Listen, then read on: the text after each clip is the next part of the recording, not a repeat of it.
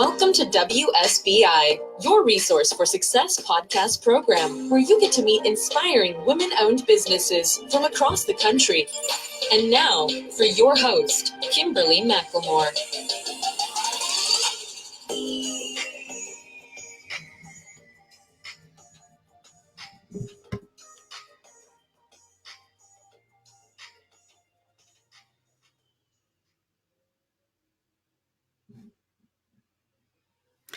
All right. Hello. Welcome to WSBI, your Resource for Success podcast program. I am your host, Kimberly McLemore, and welcome to another night of sharing. We have a phenomenal show for you this evening. I have a beautiful guest that I consider a great friend.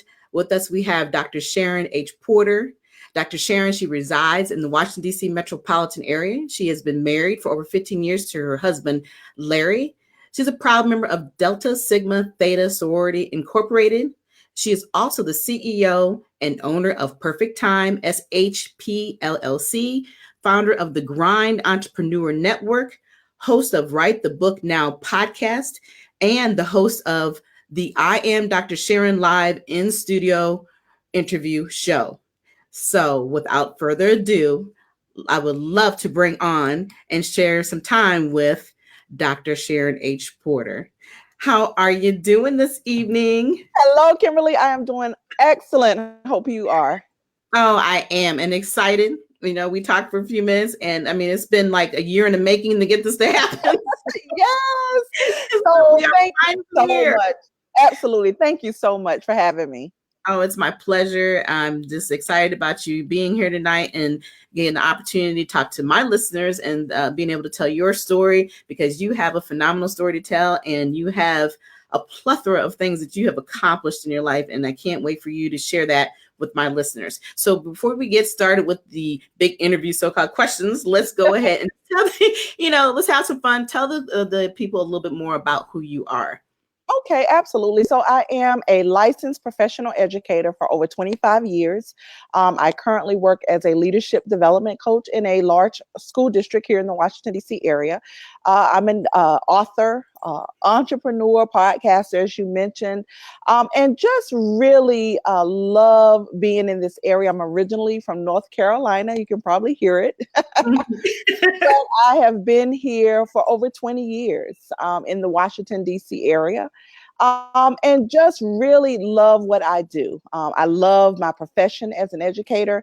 I'm a former principal, former assistant principal, classroom teacher, and I love my grind as well. And so that's really me in a nutshell.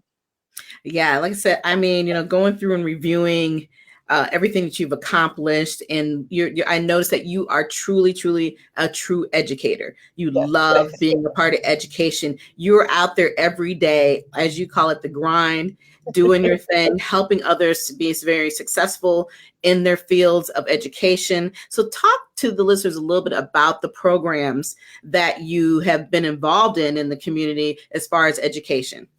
Absolutely. And so in my current role, I am, like I said, a leadership development coach. And what that is I coach our novice school administrators, first and second year assistant principals, and first and second year principals. I was a principal for 9 years at the elementary, middle, and charter school level. And so it's been a privilege and an honor to now serve as a coach for our first and second year. We have to make sure that our leadership in schools are of quality. We can't have great teachers if we don't have great leaders. And so I've been charged with helping build that principal pipeline. So I'm really excited about that. Yeah, I agree. And I love how you're a part of the community. And you're right. We live in a community, and it seems like education is always a fight, and it shouldn't be that way. And you're right. If the educators aren't up to par, then what should we expect from our children, right? Yeah, so exactly. Being in leadership is very important. And I guess I see how you are a part of the community doing these things. And then, you're also involved with so many other things, but I want you to talk a little bit about your Delta Sigma Theta sorority. You're a part of that. I was just with you here recently, a couple weeks ago, in your studio having an interview, which was phenomenal. And you were talking about this red seed that was coming. Yes, absolutely. So I Talk am a about member. Yes, thank you. So I am a member of Delta Sigma Theta sorority. I was initiated in the Gamma Phi chapter, which is on the campus of Winston-Salem State University in Winston-Salem, North Carolina in 1990. April 10th, 1990 to be exact. And Mhm. so it has been a wonderful journey. And truly it is about service. And I tell everyone that, what we do as a sisterhood, as a service, you don't have to be a part of a sorority to do that, but it just Right. makes things so much better. And so I always be sure to say that, because I don't ever Mhm. want people to think that you have to be, part of a sorority. But that's what I chose to do. And I love it. And I have loved every minute of it. So yes, the adult is dear to my heart. Well, I had to bring that up because I mean you were so excited about getting that all prepared and ready to go, and you had some Yes. other amazing events that weekend. So I just Yes. really needed to throw that in there for a minute. But also, Thank let's you. talk a little bit. You're welcome. So let's just talk a little bit though about the challenges of being in business. My show is really all about sharing resources and helping others succeed and grow and understanding who we are as individuals, and that, when they see us, they see nothing but a shell. They don't realize what we have all been through to get to the platform that we're at today. So just talk a little bit about your challenges that you've had going into the businesses that you've been into, and what advice would you give? The first thing would be that you just cannot give up. And we know, because we're still in the grind. You reach a certain level of achievement, but you're still not where you want to be, but you can't give up. So that's really my first thing, and a lot of times when entrepreneurs start out, you're not going to see a profit in a couple of years. Right. And that is, and people don't understand that. And like my very first year that I started in business, of course I made money, but I didn't make a profit, because everything you're getting, you're putting that right back into the business to build the business. And Mm-hmm. that's just how it goes for a few years. And so people can easily get discouraged Mm-hmm. when you're doing this. And I know that there's a difference between 100% entrepreneurship and those of us who have a full-time job. And I'm not saying that either one is more difficult than the other, but it's just a different way that you have to go about doing things. When you are a full-time entrepreneur, you are hustling and grinding to make sure, because that's what's paying the mortgage. That's what's keeping the Right. lights on. So you don't have anything to fall back on. And so I get that. I've never been a 100% entrepreneur. And so I've always held a full-time position, but the hustle is different, because I don't want to get lackadaisical because I have that biweekly salary coming in. It's very easily to calm down and to say, I really don't need to do this. But if it's your passion, you've got to keep it going. You've got to keep going, because look at where we are now. We are in a shutdown, a government shutdown. I don't work for the federal government, but when I tell you that if this thing continues, it's going to be a ripple effect. That's right. And so Absolutely. you've got to depend not only on just one source of income. We always say you need multiple streams of income. And so that's what I'm working hard to do. And now, not only trying to get these multiple streams of income, but trying to make sure that I'm saving and investing how I need to be doing. Because like I said, right now, if this is not a lesson for everyone, not just federal workers, everyone, Yep. we need to get our ducks in a row. And so that's really what it's all about. And my thoughts before was just to have all these streams of income, but it doesn't make sense if you're having these streams of income, but you still sending it out the door. So there has to be a saving component and an investment component. Right. And so that's, for me, going back to your first question, is don't give up even through the trials and the tribulations. You've got to keep grinding. That's my motto. Keep grinding through it all. So you just got to keep going and work.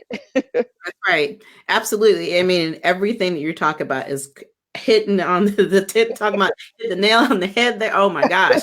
And it's funny because I just had this conversation about a week ago with another young lady that was talking about wanting to write a book. So many little things that she was bringing up and, doing all these businesses. But the first thing that came out of her mouth, she has a great business, was like, well, I'm just going to quit this and I'm going to write a book. I'm like, wait a minute. Right. You don't Exactly. walk away from money. Okay. You That's cannot right. Exactly. survive right off the front just writing a book and thinking you're going to be completely successful. 100%, and you're right. We have to have multiple streams of income. And I think a lot of people don't get that when they're going into the field of business, because if we all know we have a great idea, right? But we all think that jumping right out the gate that things are going to just work perfectly and we're all going to be happy and go lucky. That's not the world we live in today. And like you said, we see the examples of this every day, that people aren't prepared, and not by so much their fault. It's just that we get in that comfort zone and we think that things are going to be there forever. But history proves itself, and with all the statistics, people are literally changing jobs every 18 months or less at this point, with the way things are going on in the world. So I absolutely believe in being that entrepreneur and all day, but also I'm on the grind. I'm in the corporate arena just like everybody else is. That needs to be, because you have to prepare yourself for everything. And I am, being single as well, you never know what's going to happen. And I still have responsibilities just like anybody else does. Right. So I love what you're talking about, because there's nothing but truth to that. Being in the situation we are, you have to always be prepared. And even if you decide that you never want to be an entrepreneur, you have to be prepared for things like this. Exactly. Absolutely. Yeah. So with all of this going on, what other suggestions though would you provide for those who are currently in business? The effects are definitely being there, they're affecting them. It's a part of what they're going through, because we know even though with all these people not working, that means that these businesses are not getting the business that they're used to getting. What other suggestions would you provide for those who are in that process of going through that right now? Absolutely. And so, first of all, you start with your business plan. We all know that.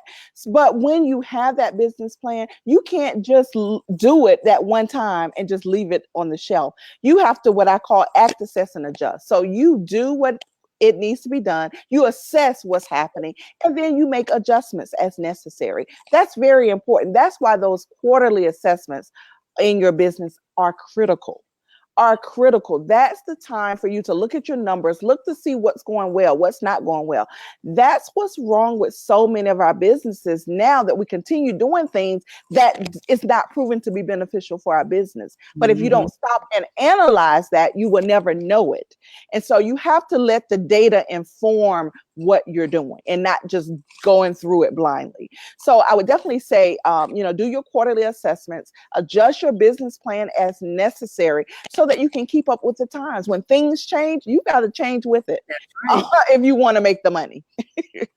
Exactly. And you hit it again. I mean, I think the biggest argument with most people is not wanting to take the time to do a business plan. Right. But this proves exactly what we're talking about when you don't, because when you have no idea what that next step is going to be, this is where you end up at. You're suffering like everybody else. Like I said, you may be in business, but at the end of the day, it means nothing if you have no business coming to you. You have no income coming to you, right? So having that business plan is something that I harp on all the time.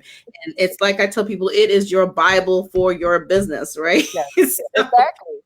You have to hold on to that. It's an evolving document. It's not something we do one time, and so all these little things that we take for granted because, you get that little bit of success and then you automatically think that, oh, I don't need this anymore. Let me just keep moving on. And the world's going to be perfect. That it's proven every day that it's not the way, but not to say that there are many people who have become very successful and have never done a business plan. They just have a great idea, but had the right connections, knew who to talk to, and had an armor of people around them to help them become successful. Right. Yeah. So, we're not saying that you can't survive without one, but it's always better to have that in your background, in your back pocket, so to speak, so that you can see what's going to be down the line for you in the near future, because nobody would have ever anticipated that the government would be shut down for more than 30 days. Exactly. Nobody, so, and even if we were never shut down, I think a lot of people don't understand the society that we live in. Everything is based off of economics, right? You cannot survive. It doesn't matter who we have in office. It doesn't matter what's going on the outside world. In your world, you need to have a true understanding of what economics means and how that's really how the world runs. Yeah. Right. Yes, absolutely. Okay. So just a few more questions. I guess, what really gave you so much passion into being into education? What really inspired you to go into that field? That's so simple. My fourth grade teacher, without a doubt, Mrs. Mullen in North Carolina, Cash Elementary School. She was a phenomenal teacher, and I just absolutely adored her. And I remember the day that I actually said I was going to be a fourth grade teacher. And so, and that just stuck with me. We were reading The Tales of a Fourth Grade Nothing from Judy Blume. And she was sitting there reading, and I said, I'm going to be a fourth grade teacher. And so, and I kept that, and then when I went to college, that's exactly, I said, okay, I'm an education major. I got out, I started teaching fourth grade. And so I lived that dream because of that teacher. And you have to understand, though, the context in a small town in North Carolina, in a very, how can I say this? Not like this area, the Washington, D.C. area, where there is such an abundance of people who look like us. That is not that way all the time. And so this was a Caucasian teacher who took, me under her wings, basically. She had a daughter who was my age as well. We were very good friends. And it was at a time when you didn't always feel comfortable in that situation. But I tell you, it just made me feel differently. And so, and that's really what inspired me to become a teacher, and that moment. And I just kept it. And so, of course, after teaching, I did desire to be an administrator. And so that's what I did.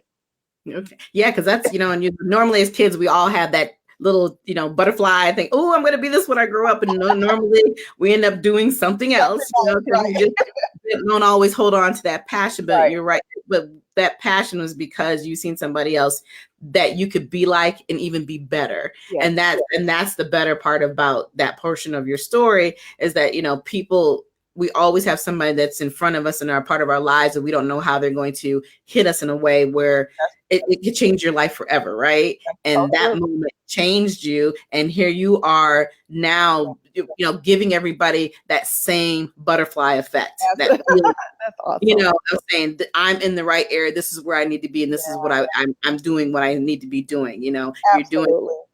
God's work, and you're doing the work of what these children need, and making sure that these teachers are on the level that they need to be at. And like I said, that's phenomenal. Thank you. You're welcome. We need more people like you. Okay. But you know what, Kimberly, what was so ironic about that, when I relocated back to North Carolina for about 2.5 years in 2011, I went back to that town, that small town where I was, and became the first African-American female principal in that city.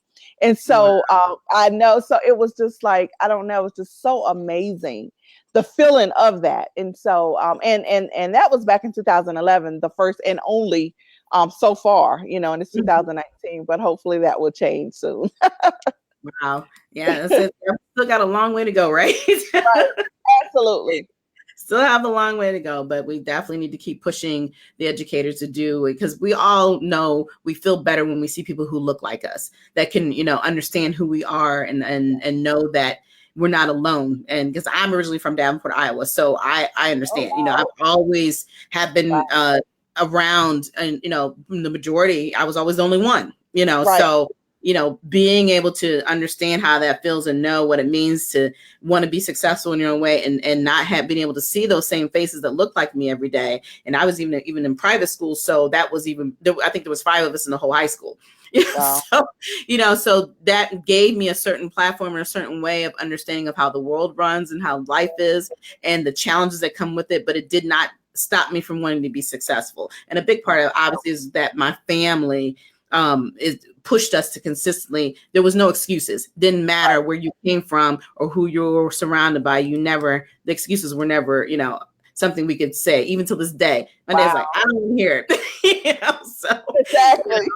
And that's the way things really should be. It doesn't really matter where you come from, because you never know where you're going to be and moving forward in your life. So I have some more things I want to talk about. I'm going to bring this other piece I want to bring up, because I want you to talk about your book here. Okay. We wanted to get a chance to talk to you on the other show that I have. And I was like, you know what? I wanted to talk about this book, because I was like, we're going to do a little bit of it tonight. So tell us a little bit about this book. Okay, yes, women who lead. First of Mhm. all, leadership is my passion. And so most of my books have a leadership theme. And so Women Who Lead really was a vision of mine. It's actually the first in a series.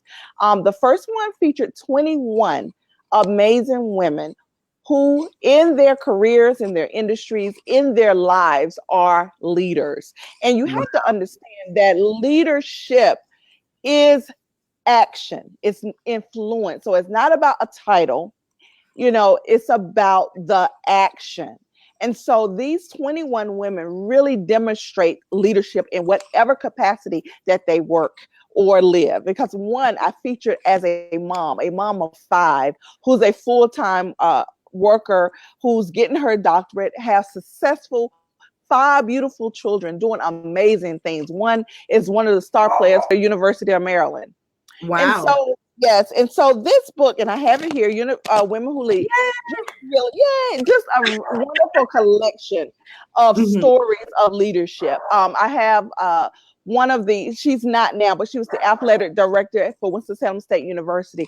And that is a position that you don't find a lot of That's females right. in that position.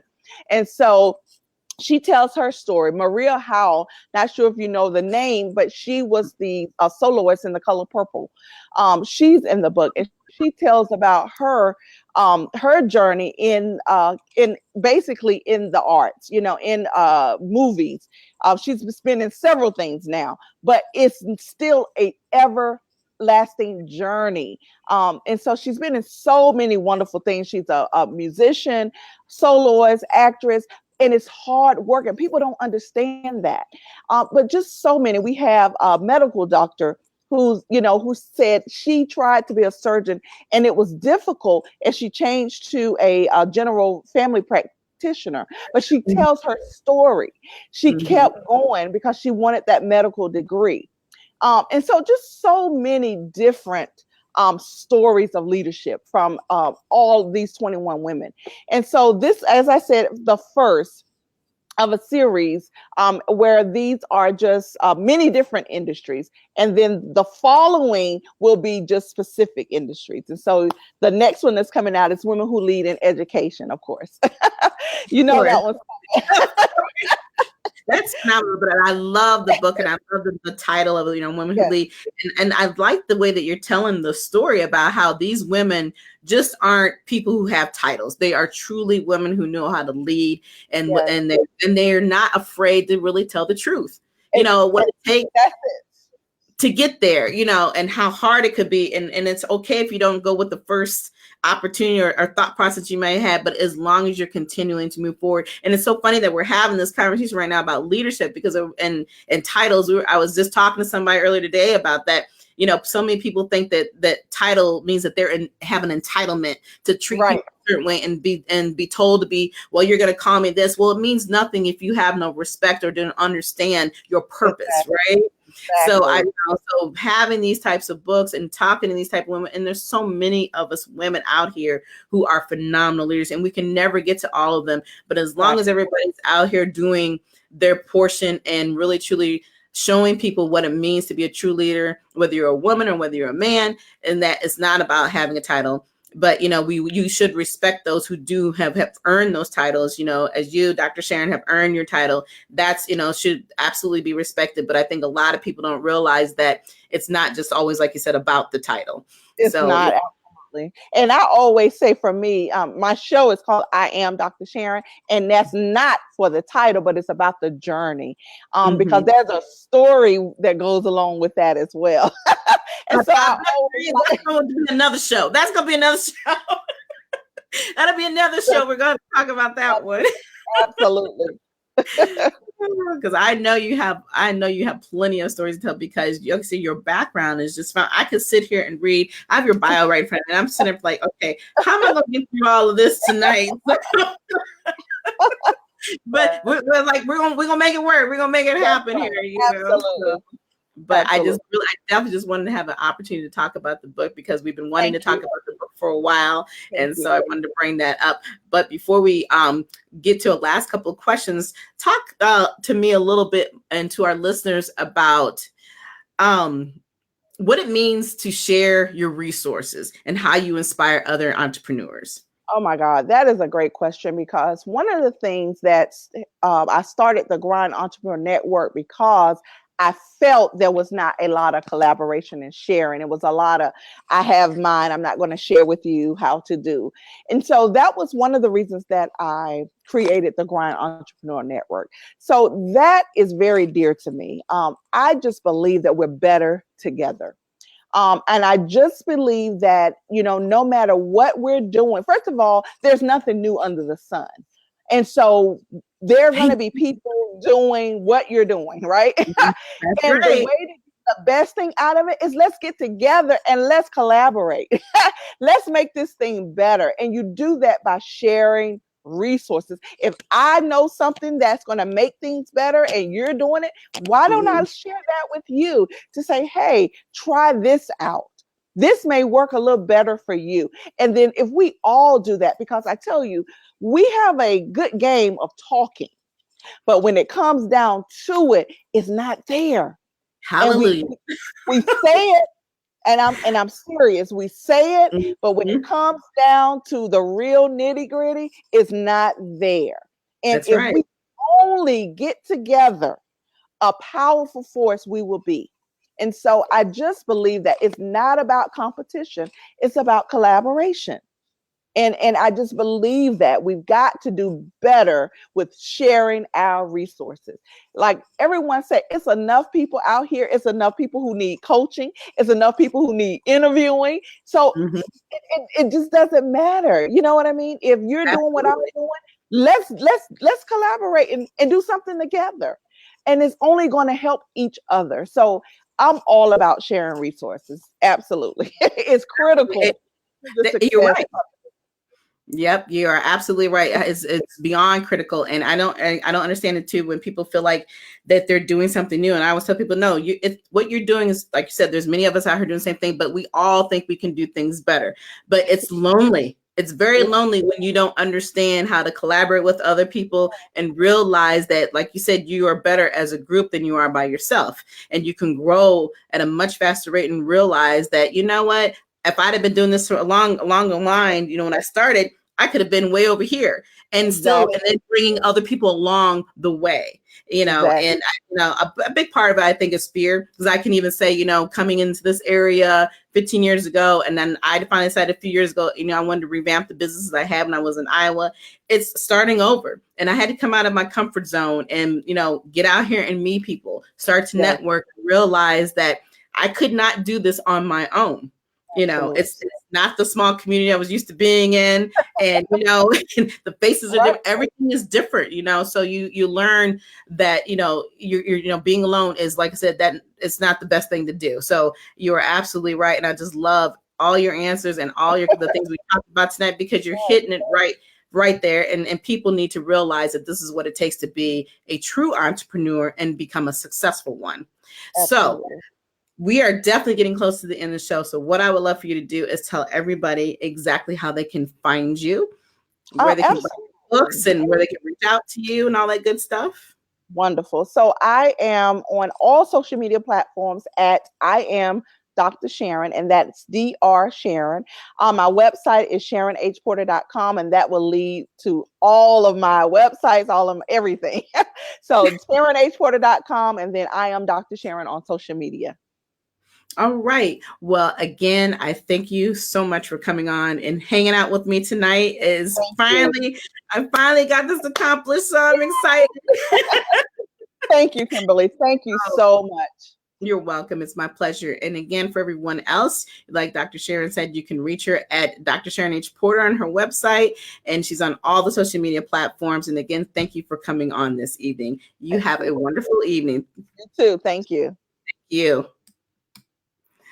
All right. So for everyone else, this has been a phenomenal show. I'm just been excited about having Dr. Sharon on with me this evening. Like I said, we've been planning this for a while, and it finally happened. But I also want to go ahead and talk a little bit more about what is going on with WSBI. And if you would like to be a guest, of course, if you would like to be a guest with me, basically all you have to do, and for 2019 to be a guest, is send me a very short bio, a logo, and a professional pic. And of course, I will need to have that sent to me to my Gmail address, which I'm going to pop up here in a second. And that Gmail is kmm123McLemore@gmail.com. Send me your information if you're interested in being a guest here in 2019 for the show. We would love to have you on board so you can come and tell your story and share your experiences right here on my show, on my platform. And again, we have this show is on every Thursday evening. So I'm going to pop up here real quick that next week we have another phenomenal guest coming on. And her name is Jamie Boyle. So be looking out for her and looking out for that information that will be coming I'll be coming on to the platform and until the show. So we're here every Thursday evening at 7 p.m. I hope you all enjoyed this evening's show. But until next time, you have a wonderful evening. Good night.